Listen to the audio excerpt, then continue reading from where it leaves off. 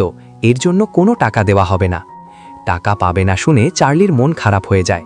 সে মনে মনে ঠিক করে যে সে এখানে থাকবে না, যে কোনোভাবে পালিয়ে যাবে। বাকি 4 জন মেম্বার সেই বিশাল ষাঁড়ের সাথে ফাইট করতে যায়, কিন্তু তাদের শক্তি কাজে আসছিল না। ষাঁড়টি রাজপ্রাসাদের দেয়াল ভেঙে ভেতরে ঢুকে পড়ে। চারিদিকে চরম বিশৃঙ্খলা। ঠিক ওই মুহূর্তে চার্লি একটি লাল রঙের কাপড় নিয়ে ষাঁড়টির সামনে এসে দাঁড়ায়। আমরা তো জানি লাল কাপড় দেখলে ষাঁড় পাগল হয়ে যায়। চার্লি ম্যাটাডোরদের মতো চালাকি করে ষাঁড়টিকে এমনভাবে ঘোরায় যে ষাঁড়টির মুখ কুনোয়ের দিকে হয়ে যায়। ষাঁড়টি সোজা কুনোইকে গুঁতো মারতে ছুটে যায়। নিজের প্রাণ বাঁচাতে কুনোই তার জাদু ব্যবহার করে সেই বিশাল ষাঁড়টিকে ছোট একটি মূর্তিতে পরিণত করে দেয়। আর ঠিক তখনই চার্লি প্রথমবারের মতো তার গোল্ডেন মাস্ক পরে নেয় এবং মাস্কের জাদুকরী স্পিড ব্যবহার করে কুনোইর হাত থেকে ওই মূর্তিটি ছিনিয়ে নেয়। সবাই চার্লির এই বাহাদুরি দেখে তার ভীষণ প্রশংসা করে। চার্লি জীবনে প্রথমবারের মতো এত ভালোবাসা আর সম্মান পাচ্ছিল। এতদিন সে মানুষের কাছে শুধু মার খেয়েছে আর বকা শুনেছে।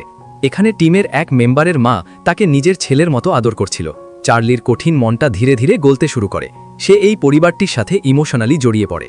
এসবের মাঝেই চার্লি জানতে পারে যে তাদের মেম্বার ঝু 12টি জোডিয়াক প্রাণীর মধ্যে 11টিতে রূপান্তর হতে পারলেও সে কখনো ড্র্যাগন হতে পারে না, কারণ ঝু উঁচুতে উঠতে ভীষণ ভয় পায়।